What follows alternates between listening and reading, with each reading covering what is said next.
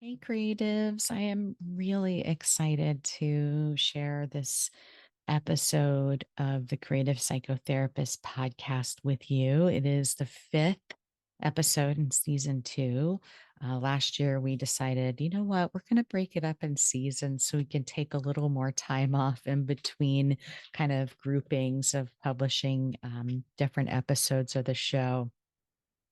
And today you'll be listening to a conversation with board certified dance movement therapist. She's also a licensed clinical professional counselor, Erica Hornthal, and she's written a fabulous book called Body Aware: Rediscover Your Mind Body Connection, Stop Feeling Stuck, and Improve Your Mental Health with Simple Movement Practices. And we talk a little bit about her book, but maybe more importantly, the focus of our conversation really dived into her advocacy work and how her work as an advocate has really helped make her practice visible and has become not maybe not so intentionally, but has really become a large part of her marketing. And I think it's an exciting thing to think about. As therapists, there's always something that we could be doing in terms of advocacy for our field, for our clients, and, just in any of our expressive modalities, just raising public awareness to what we do and dispelling myths around what we do is so important and can raise the visibility of the work that we're doing within the community and help people that really want our services to find us. So I hope you enjoy listening to this episode. And yeah, without further ado. The Creative Psychotherapist is the official podcast of the Creative Clinicians Corner, a practice building resource for creative psychotherapists. TCP Podcast is the cast for creative, expressive, and experiential focused psychotherapists curious to learn how to design, build, and scale a thriving private practice. Your host, Raina Lombardi, interviews successful therapists about the tools and strategies they have used to develop creative, focused practices. They also talk about the products, services, and side hustles they have developed using their knowledge and creativity to enhance their therapy practices, make a greater impact in their communities, and diversify their income streams. Welcome. Now here's your host, Raina Lombardi. Thanks so much for listening to the Creative Psychotherapist podcast. I'm your host, Raina Lombardi, and I'm delighted to welcome my next guest. Her name is Erica Hornthal, and she is a licensed clinical professional counselor, a board certified dance movement therapist, and the CEO and founder of Chicago Dance Therapy. Since graduating with her master's in dance movement therapy and counseling from Columbia College, Chicago, Erica has worked with thousands of patients aged 3 to 107. Known as the therapist who moves you, Hornthal is changing the way people see movement with regard to mental health. She's also the author of the new book, Body Aware: Rediscover Your Mind Body Connection, Stop Feeling Stuck, and Improve Your Mental Health with Simple Movement Practices. Welcome, Erica. Thanks so much for being here. Yeah, thanks for having me. So let's kind of start. What got you interested in dance movement as a therapeutic discipline? It was really out of the desire or stubbornness, I like to say, of not being willing to relinquish my love and passion for dance. When I was junior, senior in high school and starting to think about, what will I do with the rest of my life? Because, of course, that's something we have to have figured out at the age of 18. And I remember like, where am I going to go to school? And maybe that should be based off of like my interests and hobbies and what major I will pick. I really didn't know because I had so many interests, which is probably one of the reasons I became a creative arts therapist. But Honestly, it was just, again, my stubbornness and not wanting to let go of that dance piece. And just coming to the realization that, on some level, I always knew that dance wasn't going to be my main career, but I didn't really know other options existed until someone literally pointed it out to me, Hmm. right in the nick of time. I mean, you can always go back, it's never too late. But for me, it was right in the nick of time because I was deciding my major. I was a freshman in college, and somebody uttered the words dance movement therapy. And that was how I found out about it, and how I, just fell in love with the idea of marrying my two passions for helping people emotionally, psychologically, and continuing to use dance and movement, which I did not know what that meant.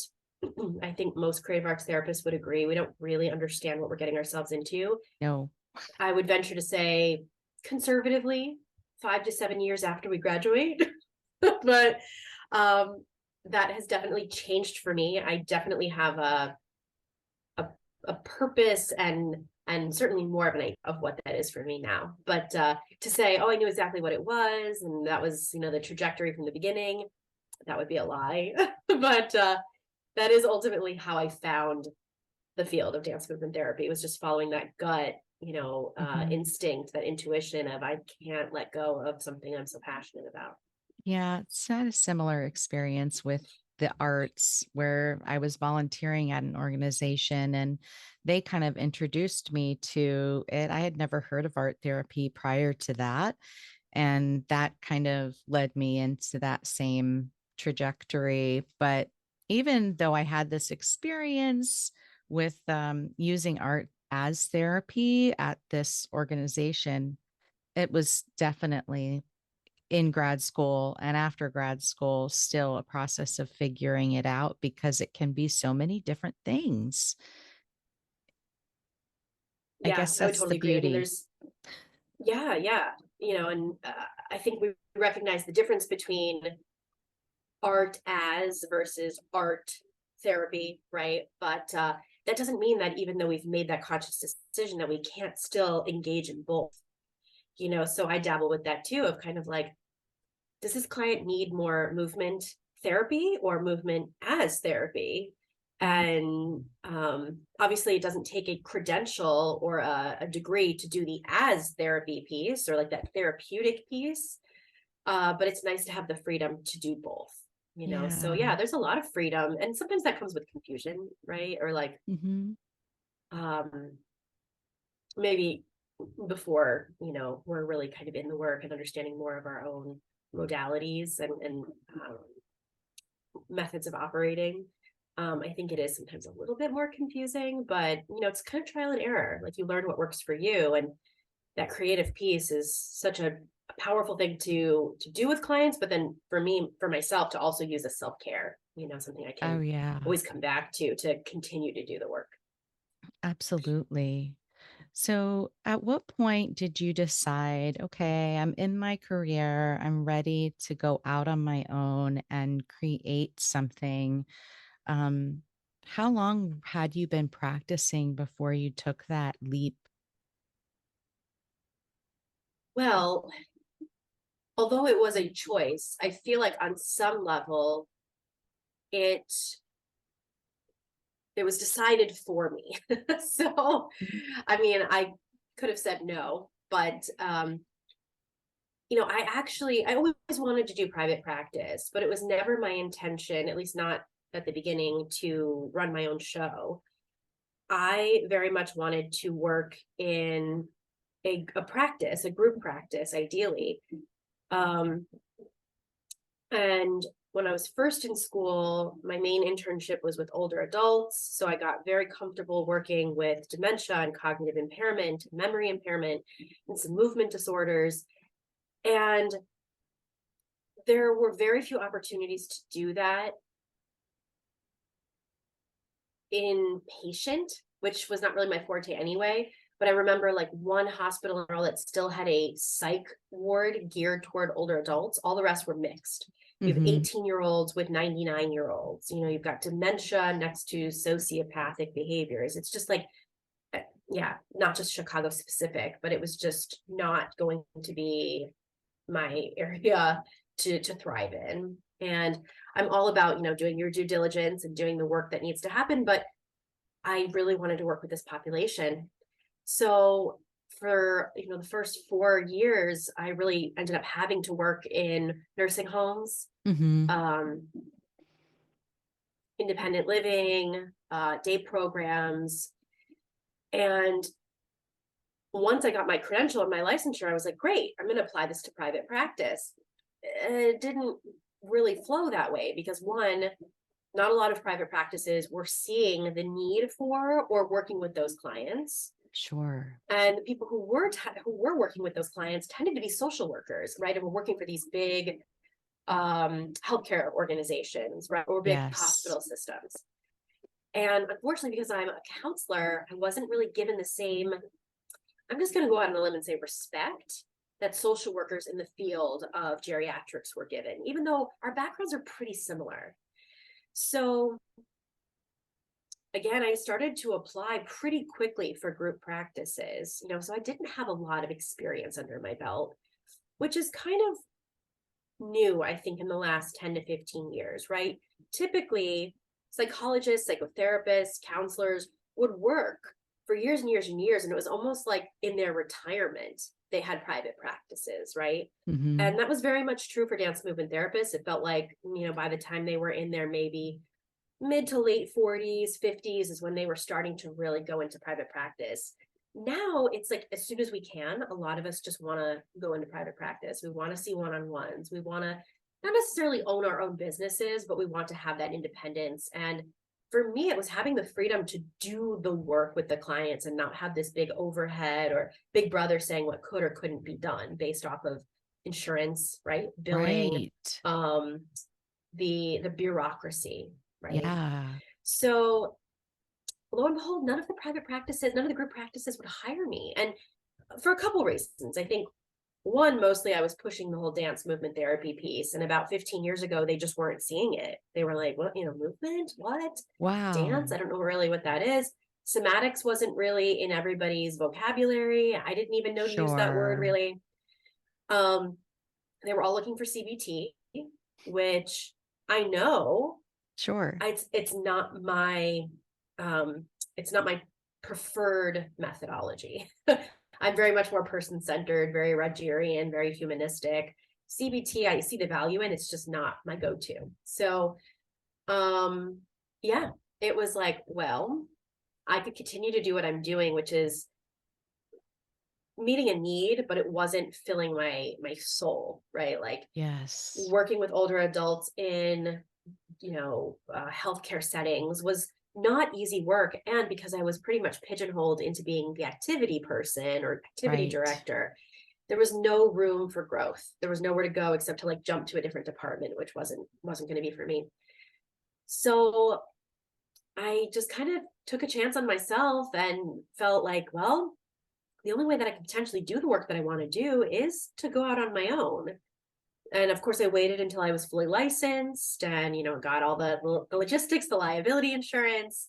I was actually going into people's homes for the longest time and doing the work with the families and the caregivers in their own homes and doing one-on-one private movement therapy sessions with people who were pretty advanced in their disease and really not able to be a part of the community in the way that, unfortunately, the community felt was appropriate. So that's kind of how it started. It was like moonlighting. I started kind of getting part-time jobs in other avenues of mental health until finally I had enough work on my own and then took the leap. But I'd love to say that it was like this conscious, like, I will do this. And at some point, it just kind of felt like I had to if I wanted to do the work that I was looking to do. Think that that's not so uncommon in our professions because there does seem to be a hierarchy in the field of mental health in terms of what is given prioritization and in different institutions. And you're right, social workers have a longer history in the physical health disciplines in hospital settings, um, at least in And as far as I know, I don't think there's been any change. They're the only folks that can provide mental health services under Medicare. Other licenses are unable to do that. And So they, actually that just changed. I'm just sorry to interrupt you. That just changed. Um, Counselors are now able to bill Medicare, but because it still has to be signed by the president, it could be like another year to a year and a half until it actually is feasible and Mhm, reimbursable. But yes, after like years and years of lobbying, that is actually changing. But that is a big reason that it's been so hard mhm. for counselors to work in that space.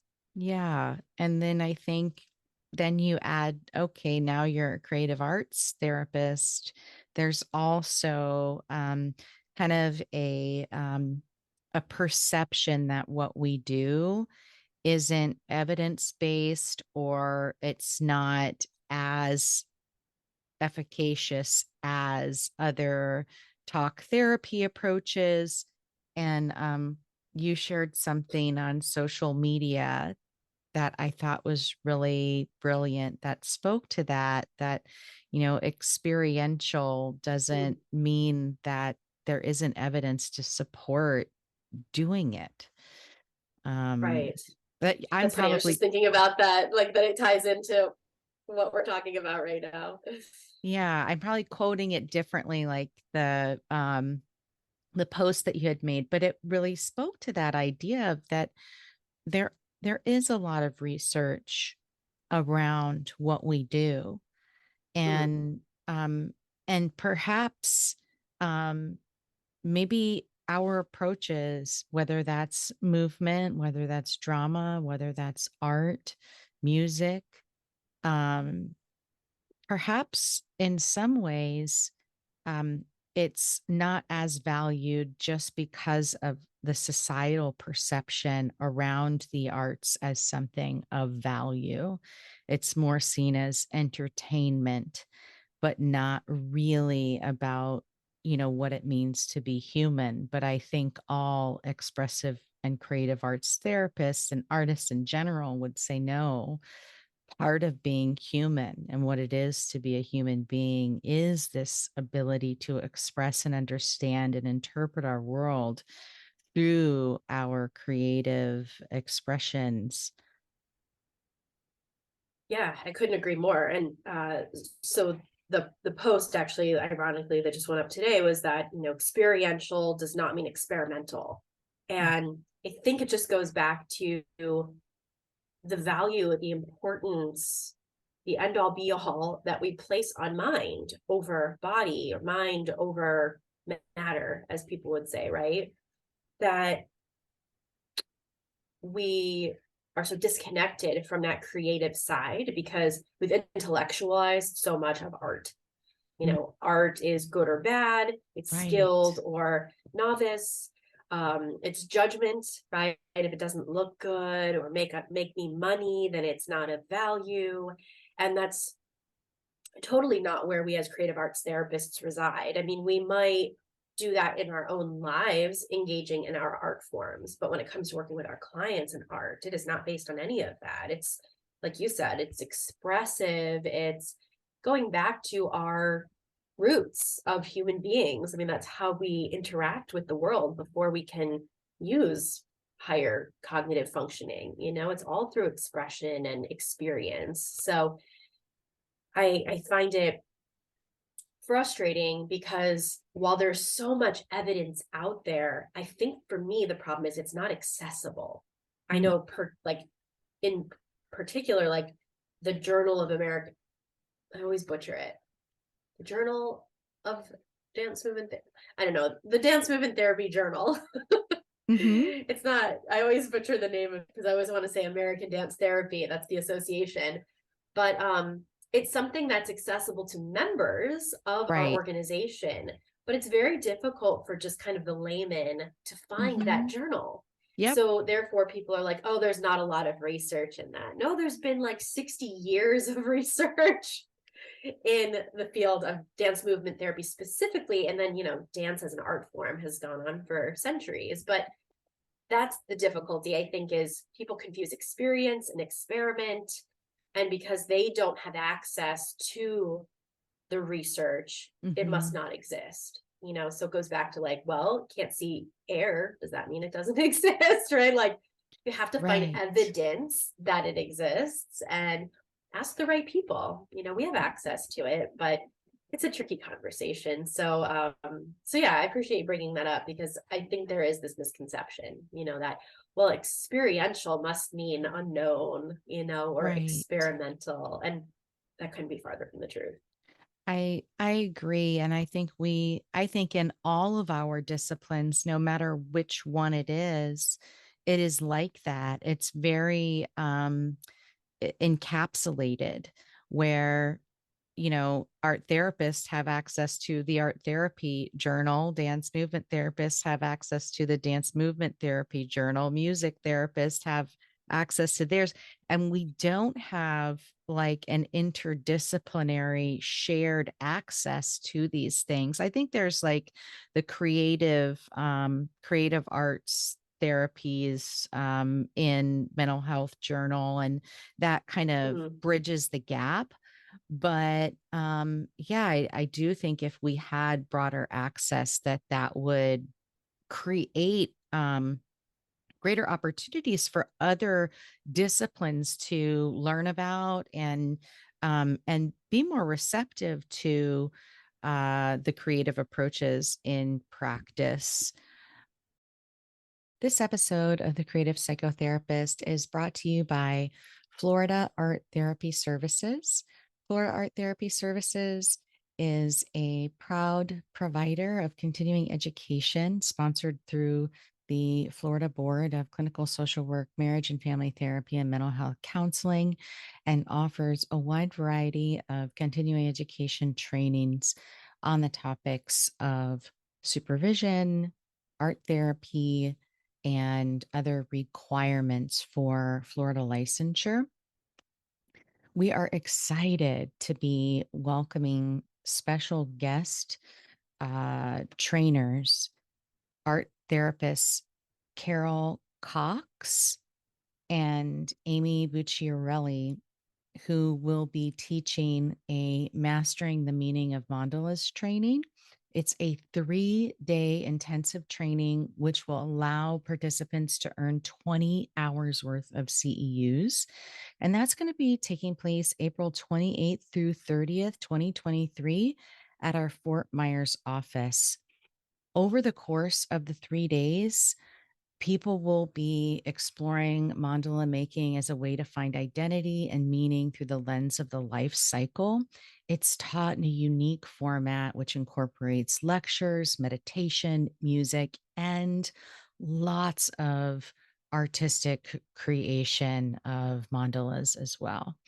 I took this training in 2019 and I was blown away by the content, and it's altered my work since having taken the training, and I'm excited to take it again. And I really encourage you all to check it out if you have any interest in deepening your understanding of the mandala and helping to use it as a source of greater understanding with your clients.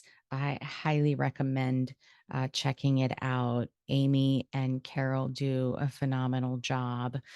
And you can learn more about that training and all the other trainings that we provide at Florida Art Therapy Services on our website, www.floridaarttherapyservices.com. Just click on the continuing education menu and you'll get a drop down and you can click on Mastering the Meaning of Mandalas or one of the other trainings as well. Mhm. How have you I think you do a really good job. I've been following your work for a while. How have you kind of taken this role of being an advocate in order to really um, educate the public about the work, but also, tie into marketing your practice? From the beginning, I've said this many, many times, and I kind of laugh and like cringe a little bit when I do, because it was a very selfish act from the very beginning in terms of needing to educate people in my own area so that they wanted the work that I offer. You know, it was like, I get the value of it. I'm already sold on it. I put in the work, I got the degree, I started the career, right? But there's so many people out there that I knew whether me or someone else in the field, like we could be helping so many more people. And it just felt like this huge disservice that people didn't even know what it was we offered. So in the selfish attempt, right, to not at first, at least, not make a name for myself, but just put the field out there, you Mhm. know, get people on board with what the creative arts therapies could do, or in my specific case, dance movement therapy. That was really where it came from. And I think along with that, not just frustration, but there was a lot of anger inside of me at the very beginning for seeing other people. Yeah, how do I put this? Because this means a lot of different things to a lot of different people. Get credit for dance therapy when it isn't actually therapy. So Mhm. obviously this is a bigger Mhm. conversation, right? Of people taking credit for things that aren't theirs, right? We're seeing that in our society in so many different ways. And it's not just for me to say, we own dance therapy. We don't. Dance therapy is not proprietary.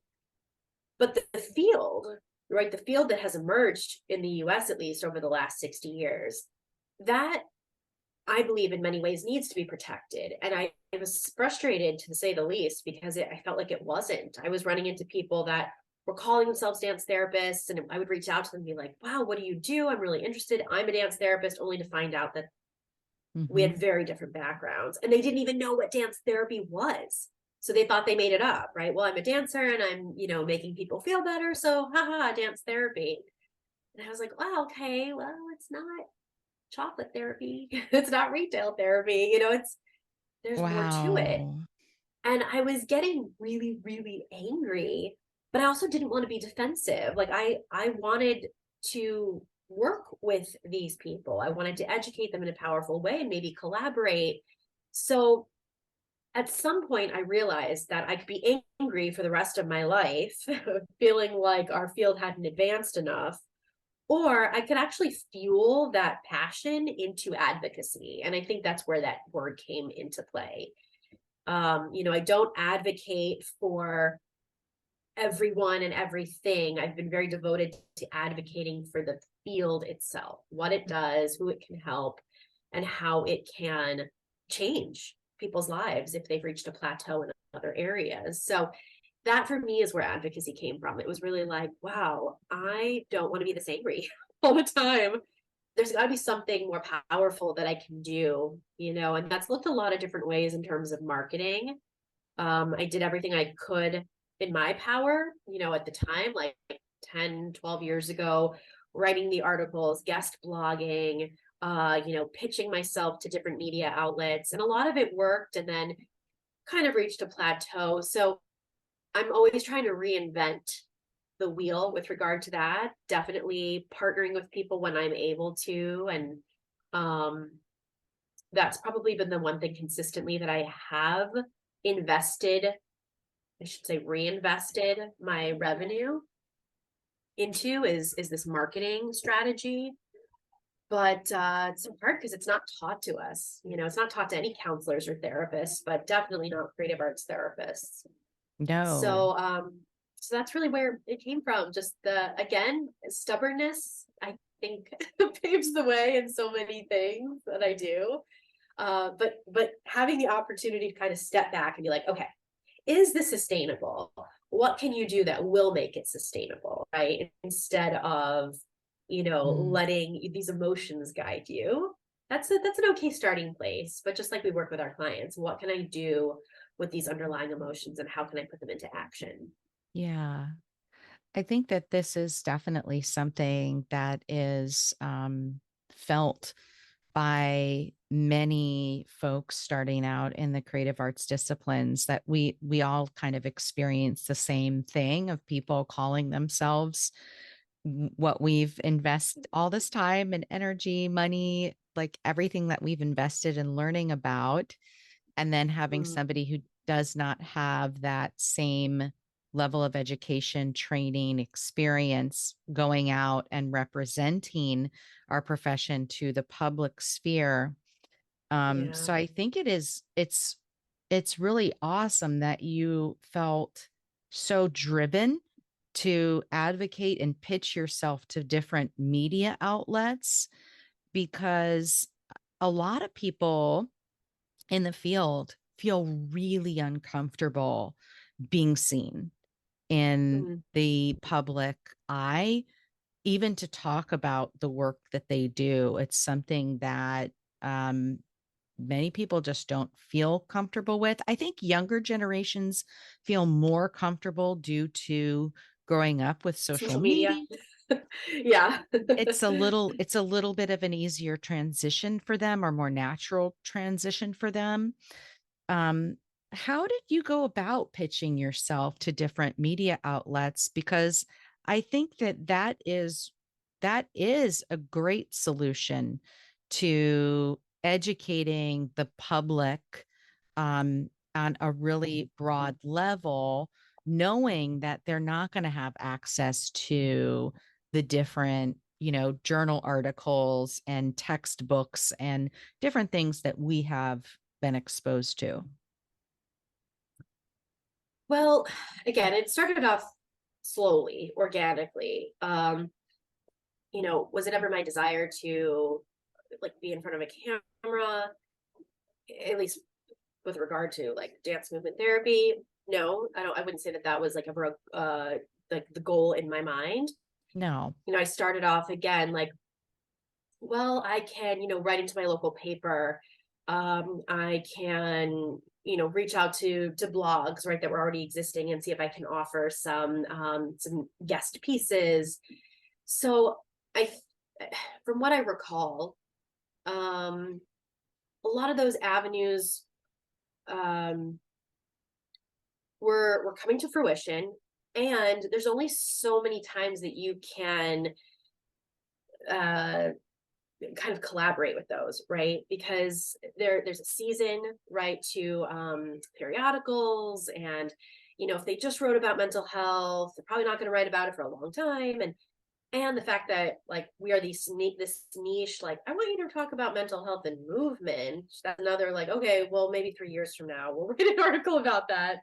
It's hard. It's more so now because somatics and like certainly like trauma are, I hate to say it, but Yes, like kind of trending these days, right? So it's a absolutely. little bit more accessible. It's not like let's wait months and months and months for the next story type thing. But um from what I recall, I had hit this wall and I realized, I'm not a PR person. I'm not a marketing guru by any means.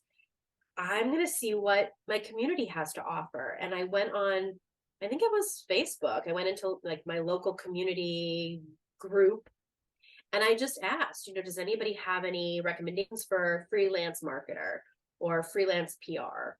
Realizing that it could be very pricey. Like PR and marketing can be very, very expensive. So let me just Yeah. say, you do not need to spend all of that money. I did not spend hundreds of thousands, even tens of thousands of dollars.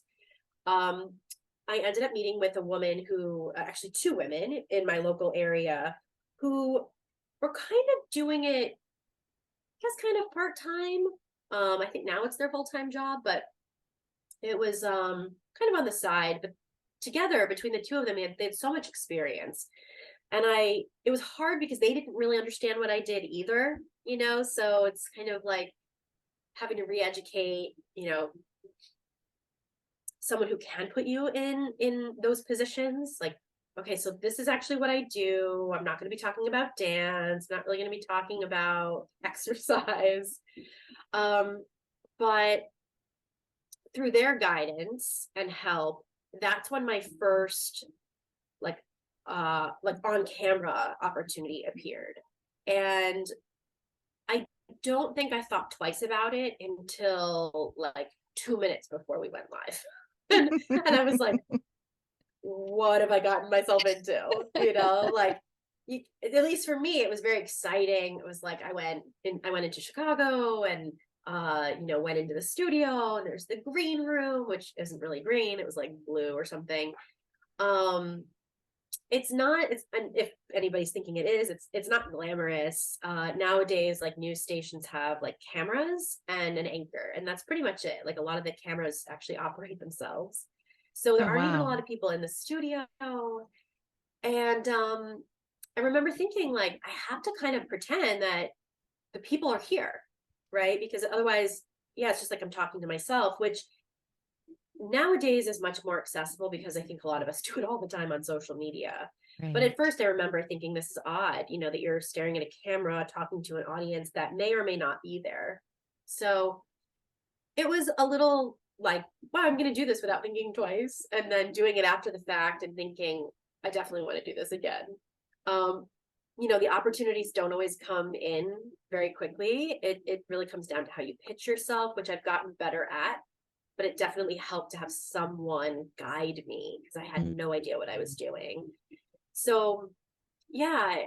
And then it's definitely been met in different ways. Again, some people are like, this is great, it's creating visibility. It was never my intention to be the face of, and I don't think I am, but it's just, to me, another sign that it's just not out there enough, right? Like, if a Yeah. doctor goes on the air and talks about cancer, nobody thinks, wow, this is the cancer doctor. I mean, there are hundreds of thousands of cancer doctors, right? Right. It's unfortunate that a dance therapist goes on TV and they're like, wow, she is the dance therapist.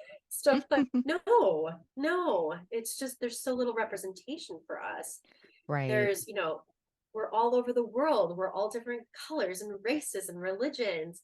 So it's been met with a little, I don't know what the word is, feedback, criticism perhaps, because of just how it gets presented sometimes, because there's so few of Mhm. us out that are visible. So, for Sure. me, it's never really saying this is the way it has to be. I'm always very intentional saying, this is how I practice. This is what it could look like. And if you're interested, find someone in your region, right? Find someone in your area.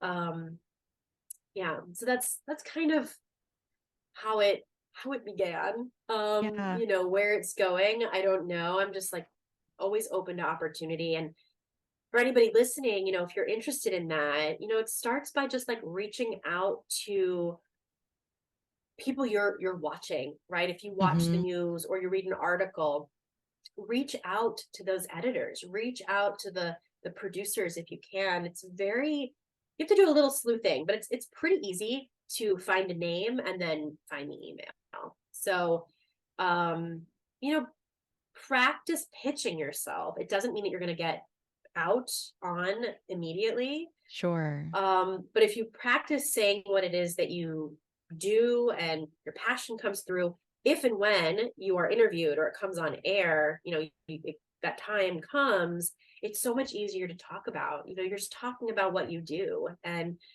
for me, that's always been,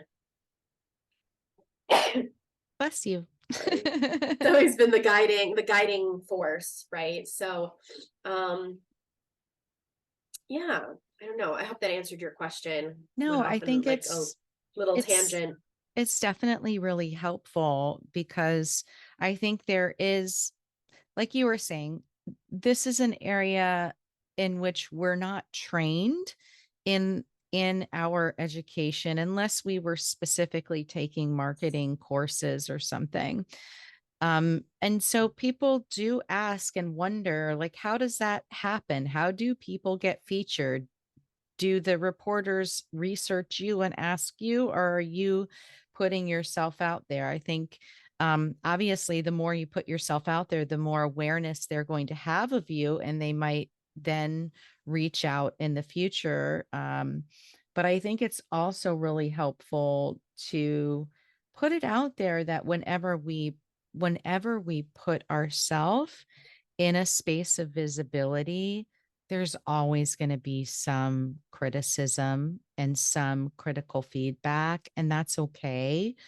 as long as we're staying aligned in our own truth and where our purpose is, that it's when we do that, it's easier, I think, to just let that stuff slide off like Teflon Mhm. than otherwise. Yeah, and I guess, you know,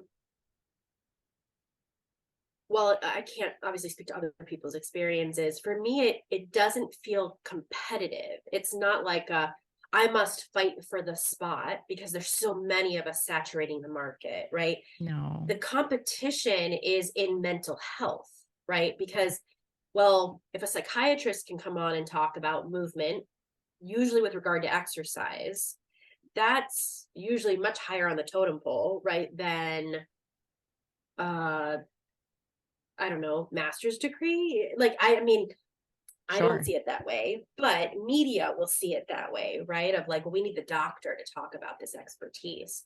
So with regard to mental health, it's really challenging to get the airtime or the interview, right? Wherever it is. Hmm. And so oftentimes people aren't coming to us. It's not a, hey, I need an expert in this. Can you talk about it?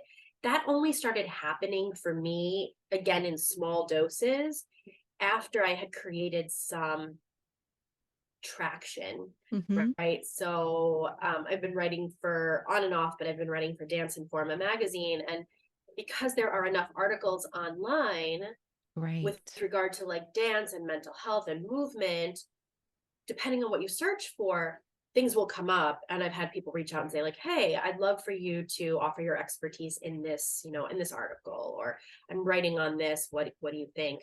Um, Again, that doesn't come right off the bat.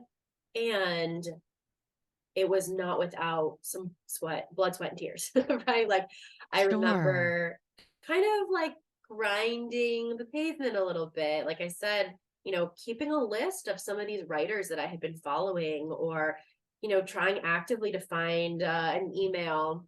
And sometimes it's just messaging the person saying, like, hey, I really appreciate the article that you just wrote in XYZ. This is my area of expertise. If you ever have any need for it, please reach out. Sometimes you hear nothing, and other times it leads to placement in the New York Times. Like you just have no idea. Hmm. So it's I getting comfortable with putting yourself out there in ways Yeah. that might not have to be visible, but yes, it would be like your name, right? Or like a quote. And a lot of us have imposter syndrome. So it's like, what do I have to offer? Well, Right. how can I say something? It definitely, I mean, it's definitely things I've talked about in my own therapy sessions for a long time. So, it's the difference between wanting to be the, I don't know, the voice, the face versus again, that advocacy piece, right? Like, Hmm. uh, yes, it does inherently come with like, okay, well, my name has been associated with this, right? Or my company was written in this specific article. But that's never actually been the goal for me. It really is coming from that place of, if that happens, then one more person will know what dance movement therapy is. Hmm. It's And your that's kind of mission. been right. That's been the goal, is like, if someone's like, well, how should we refer to you? Dance movement therapist. Okay, well, what about movement therapist? Like, I mean, if you have to put something else in there, like psychotherapist, fine. One person once misquoted me and I think put physical therapist. And I was like, oh no, they're gonna come at me. But that's been the thing, is like, I want to be able to open a paper, a magazine, a book, and see dance movement therapist, because growing up, I'm sure it was there. I didn't see that. Mhm. I subscribed to dance magazine as a kid. I subscribed to some fashion magazines here and there. I don't ever remember seeing a dance movement therapist No. quoted, and it doesn't have to be me. I just wanted it to happen. And so now it's, it is happening in so many other avenues. I see art therapists quoted, music therapists. It's really lovely. And I just not because of me, but it's just nice to see it happening across the board. It always makes me really happy. Yeah. I think though it comes from us developing that confidence to Mhm. put ourselves out there in any kind of way, whether it's in front of the camera or whether it is being quoted in print, whether it's talking on a podcast like this.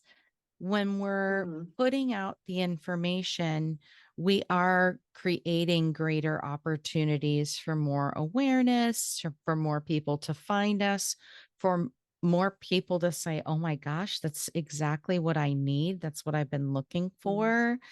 Um, but it but I think you're right. It's about what's your mission?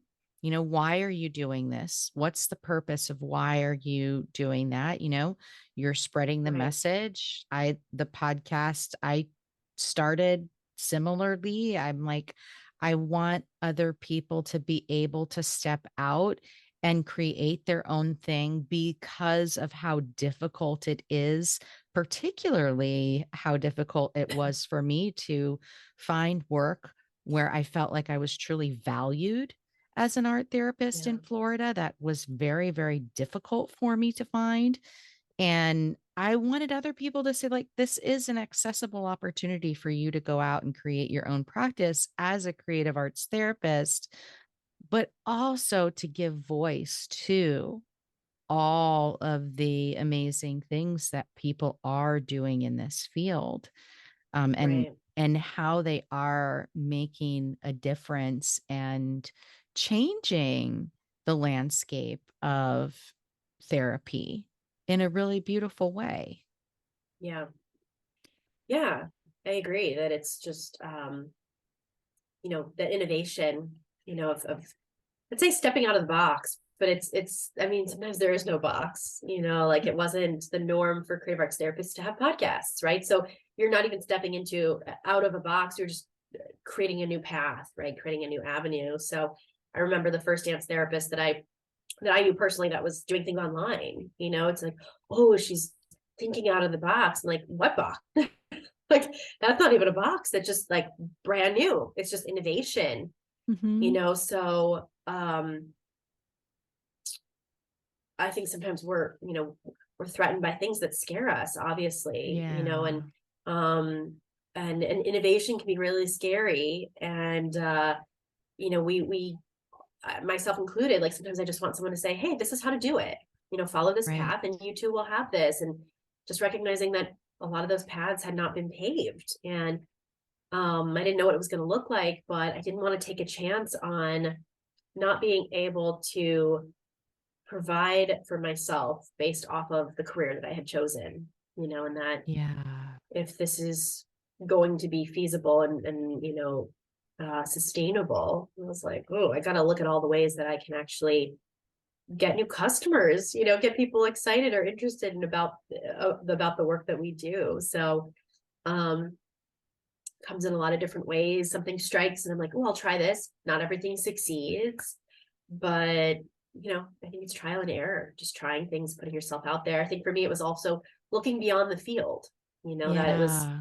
I love the field. I love collaborating with and meeting and networking other dance movement therapists, but we continue to educate ourselves and we already know what we do. So I was like, wow, I got to start talking to people outside of the field, outside of creative arts therapy. So talking to talk therapists, psychologists, psychiatrists, exercise physiologists. I was going to, like social media, just connecting with people who find value in the work, aren't necessarily Right. connected to it. So, yeah, I think it's important just to find different avenues to talk about what you do and then, network and collaborate with people who basically can help each other.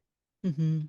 What I really hear come through your messaging is that you're not looking at this to calculate some kind of outcome, right? Like, okay, so I did this speaking engagement here and got this many things I can check off, or this many Mhm. clients called me. It's about the consistency of I'm putting the message out there with the long-term vision of, yes, this is bringing awareness. It's going to translate into people finding me who really want the services that I provide. But it doesn't matter. Every opportunity to communicate about the work is of value and purpose. And there's a consistency over time that I'm just going to consistently put things out there, and Mhm. build up this body of information. So, with that body of information, of course, it's much easier for people to find you and what you do specifically, but also about the Right. topic of dance movement therapy because of the breadth that you've created over time. Hmm. Yeah. And, I know people will say, oh, you have to have a business plan, right? Sit down and kind of create that 5 to 10 year out business plan. I I never sat down and actually like wrote this out in that way. It wasn't like, okay, I'll do this for the first 2 years and then this will happen and I'll do this for another two. Yeah, like you said, it's really just been this consistent, just coming from this place of excitement and passion, right? Of like, okay, well, what's another like avenue, or an opportunity will present itself, and I'm like, oh, let's try this, So, um, it's something that is exciting. It's not draining to me. It actually gives me a lot of life. I think maybe because it's not the business itself, right? It's not the goal. And if I don't get Hmm. this opportunity, then it's a notch out of the belt, or that didn't work, and that's Right.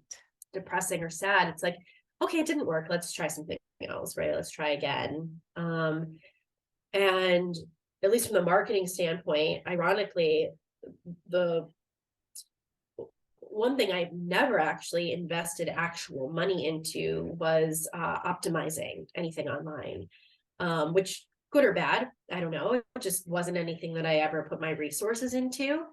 But as you mentioned, when there's consistency, right, and Hmm. you are either, contributing to something or people are working with you, that goes into the online database, right? And Yeah. so quickly things were coming up to the top of a search and I wasn't really doing anything to make that happen. There wasn't like, oh, I'm going to make this an ad so that people see it first.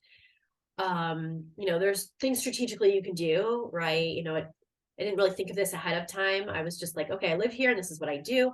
But I named my company Chicago Dance Therapy. And ironically, it's like, well, if people search for dance therapy Chicago, guess what? That pops up over and over and over again. Right. um I did the so it's same. like, yeah, it's like strategic, but not, at least not in the moment, and then afterwards realizing like, oh, that was a good business idea.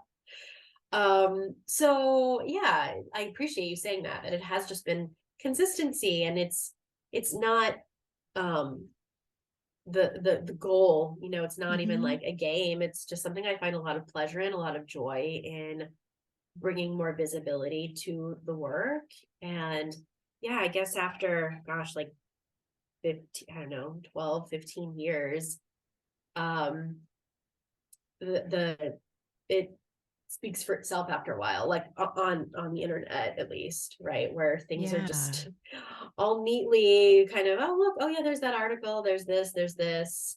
Um, and I think back to, I don't know how long ago now, 5 years, maybe 7 years.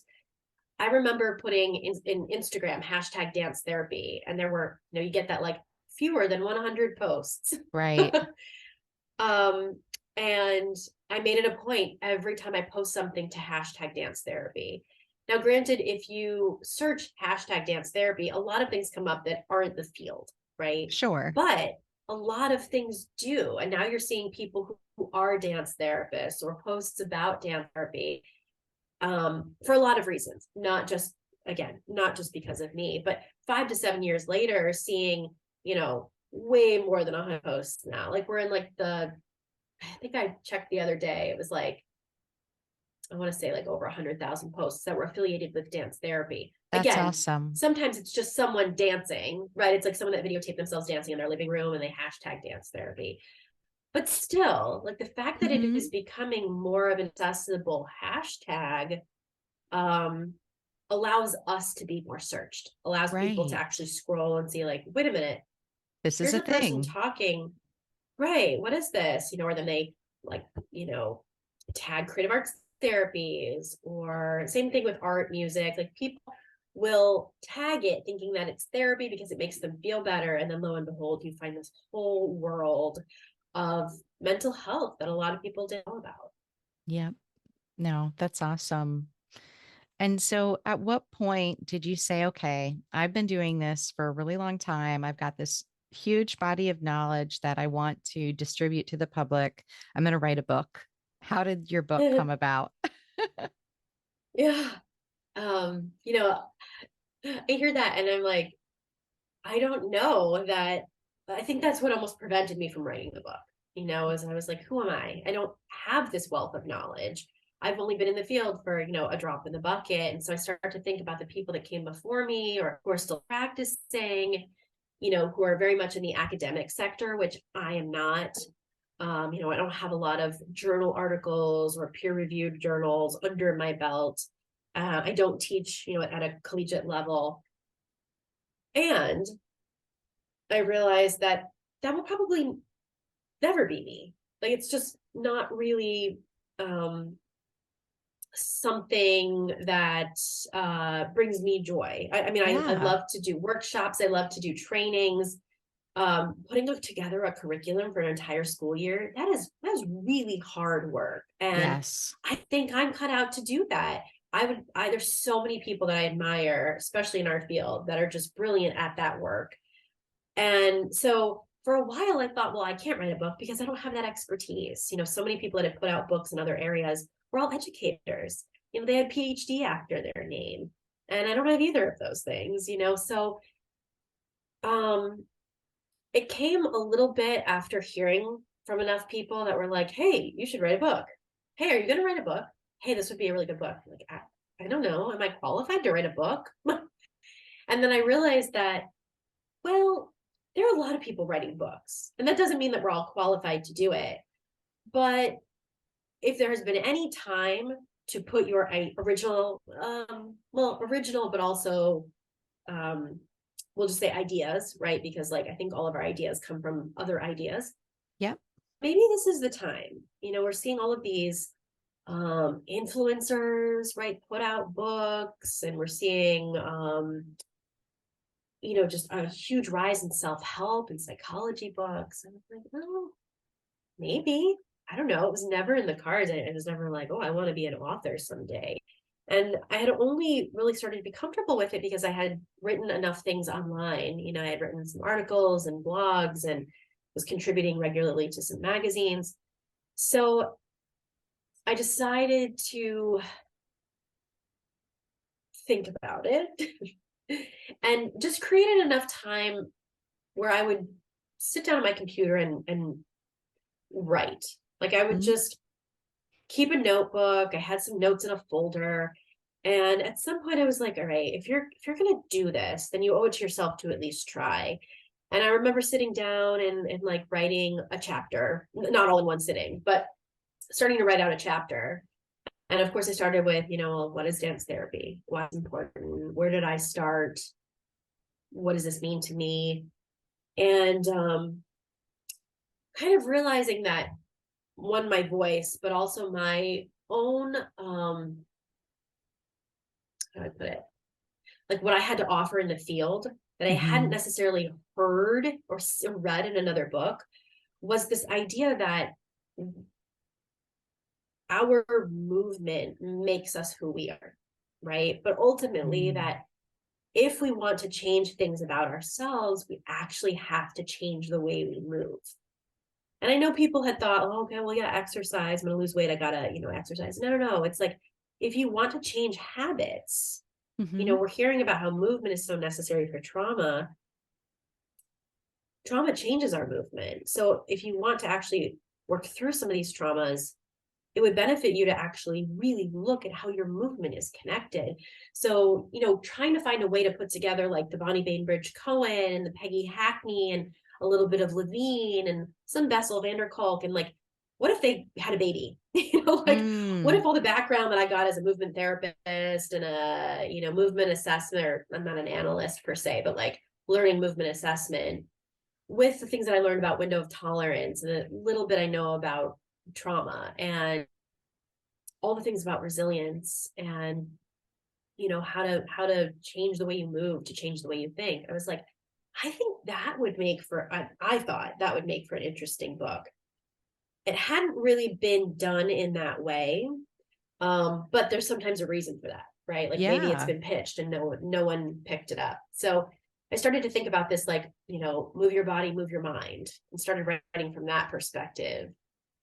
And yeah, I don't know, at some point I realized again I needed some help and had to put together a proposal and had someone, a brilliant author herself, help me out with that.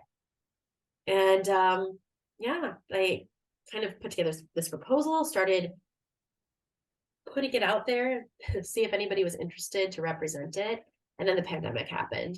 But that actually ended up being the blessing, because once I Mm. was actually able to find someone who was like, I think you have something here, I would like to represent this work, I actually had the time to write. Um, Ah, that's you know, awesome. some people were dancing and getting in shape. I was, I was, I had an infant. My daughter was 8. No, she was like 5 at the time. And my client base was kind of at a lull for a while. I was like, well, I have to do something to stay connected to my field, and that's ultimately how I was able to continue to contribute and to advocate. And then it became this book. So I know that's a lot. I guess it's all to say that, like, don't doubt yourself. That I, even Hmm. as I was writing it, people were like, who are you to write a book? You don't have a PhD. You haven't been in this field more than, 10 years. Like, why now? And I was like, well, I'm not writing it for the field. I'm writing it for people that don't know about the field. So Hmm. again, it was Back that to your mission of, mission. if I can put one more thing out into the world that educates people on something that they might need or they've been missing or didn't know about, Hmm. or want to do with their lives, then I've done my job. So Yeah. yeah, I that's kind think of where we are now. that's really great advice. Even though you didn't necessarily say it, but we can't listen when other people have those questions about our ability and I guess our ability to contribute in a meaningful way because of whatever perceptions or preconceptions about what is necessary for one to have something of value to contribute. I think Mm-hmm. somebody straight out of their graduate degree has something of value to contribute about their field to the general public. They Yeah, certainly I have the agree. Like, ability to go and work. right.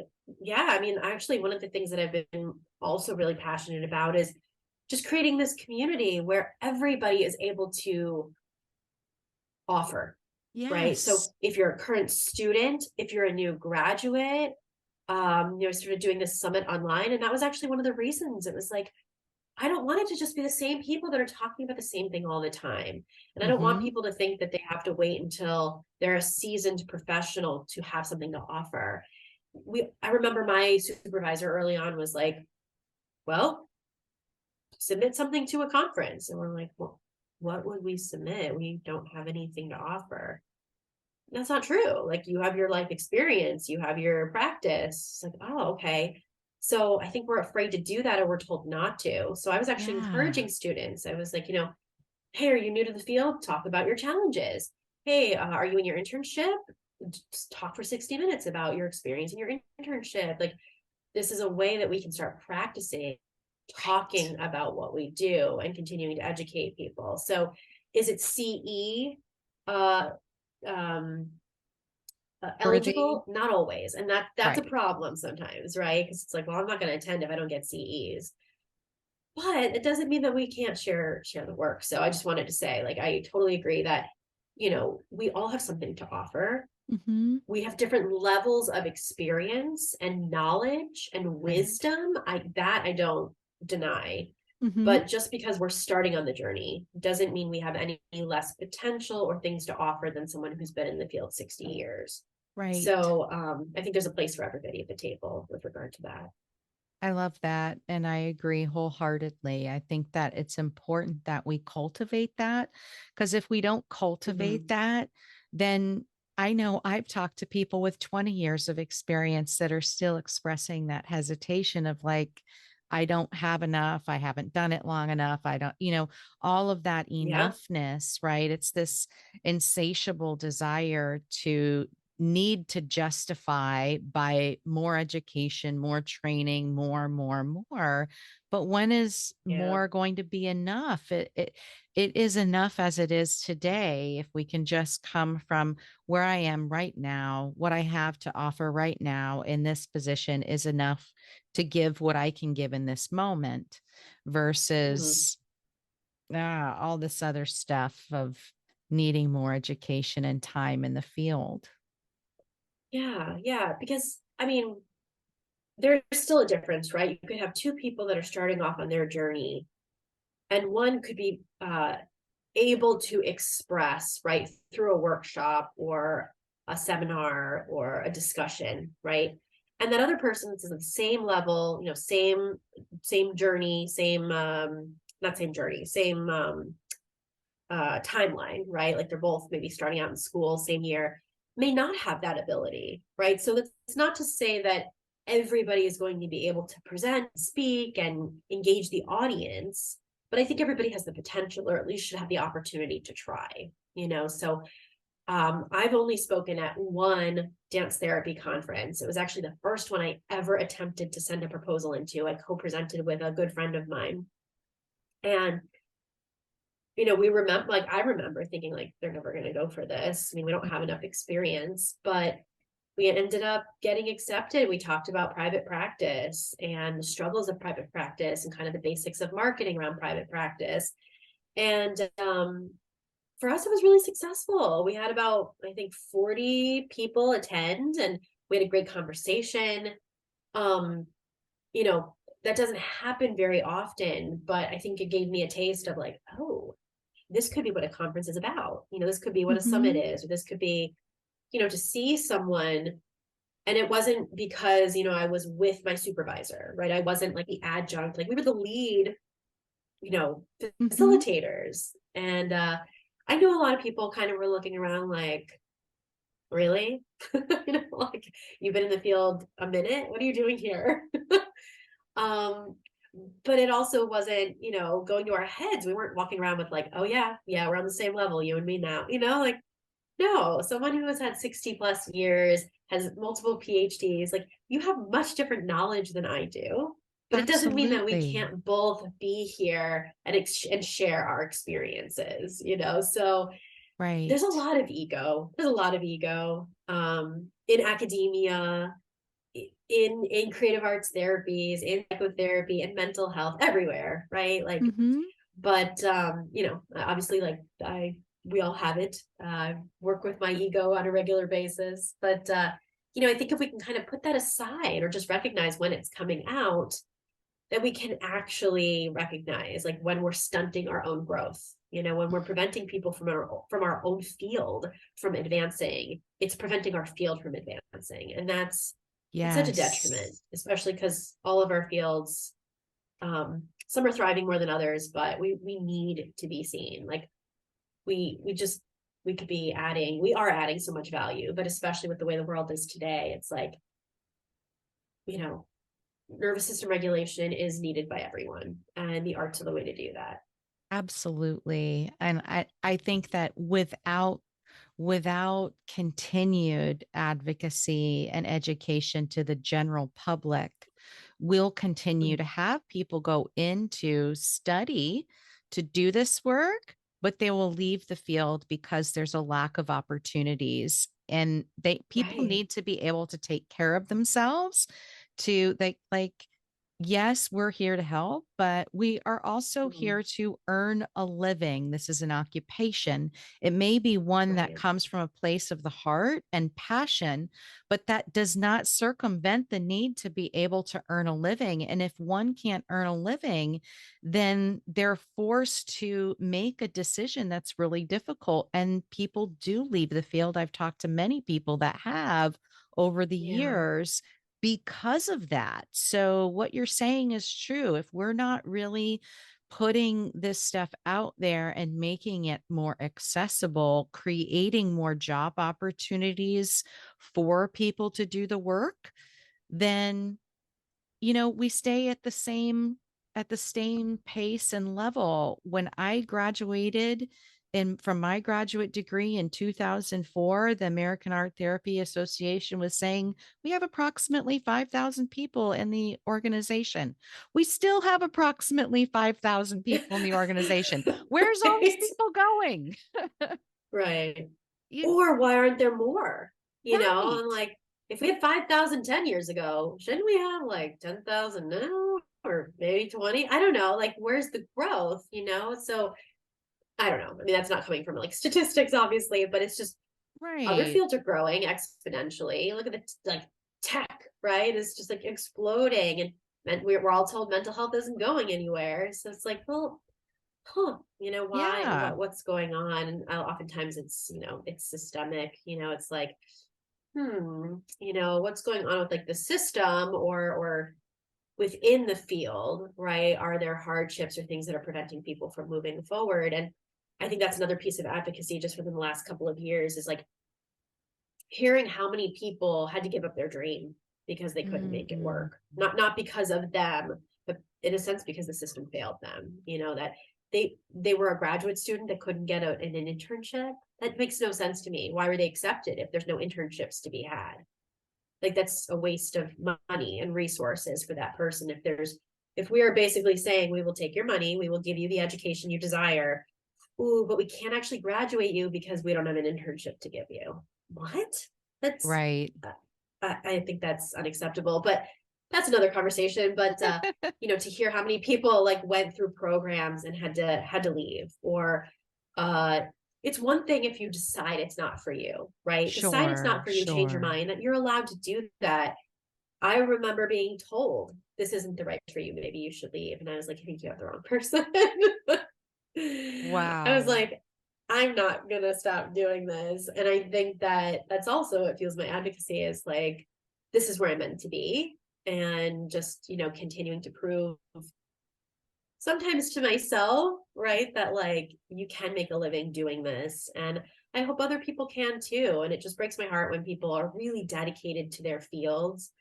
And because things are missing with regard to the lobbying, the Mhm. advocacy, the marketing, the visibility, they they have to find work somewhere else. They still want to do the work very much, but they end up leaving the field altogether. And this happened a lot. Like you said, I've talked to many people.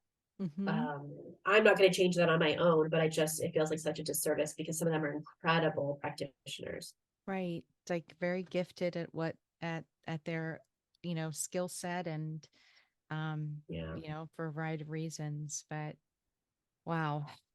I think I could talk to you forever and ever, but we should I know this has been probably lovely. and yes, it really has. And I hope that listeners find inspiration in your story of how you've, created what you've created and how you're sustaining it through the continued advocacy. If they want to find more Mhm. about you and your work, where can they find you, Erica? EricaHornthal.com is a great place to start. If you are on social media, which, I'm always like, I hate it. I love it. I hate it. I love it. It really is the best place to connect with me. I use Instagram pretty consistently. It's been a intention of mine, especially after or a little bit before my book came out, to like really show up and just create some type of consistent content on Instagram. So you can find me. The handle is the therapist who moves you.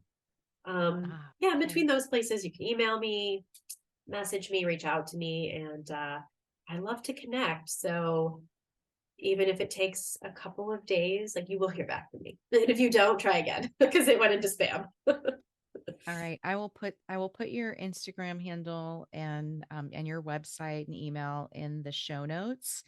And Okay. for folks that might be interested in your book, where can they find your book?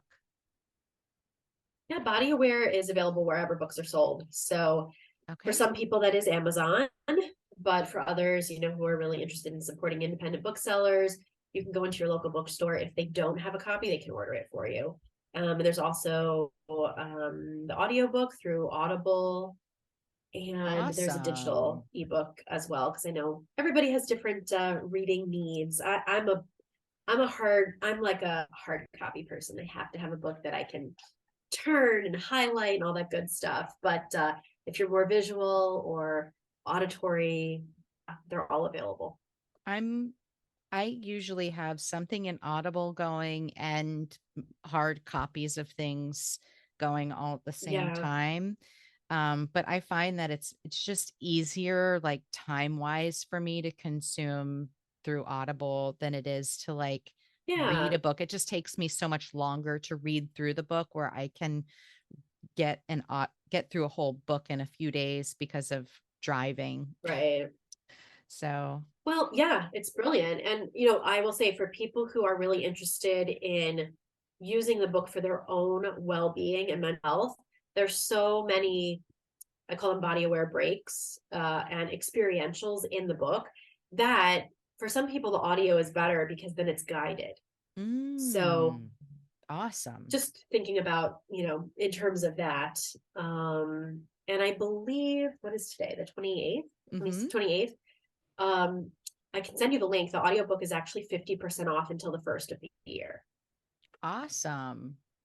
Well, So I'll send you the link. You can put it in the show. Well, or you it'll can share it be with your network because yeah, it'll be after. it'll be after, but This will go out after. I can share it. I can share it probably on social or something like that. I know it's the 28th now.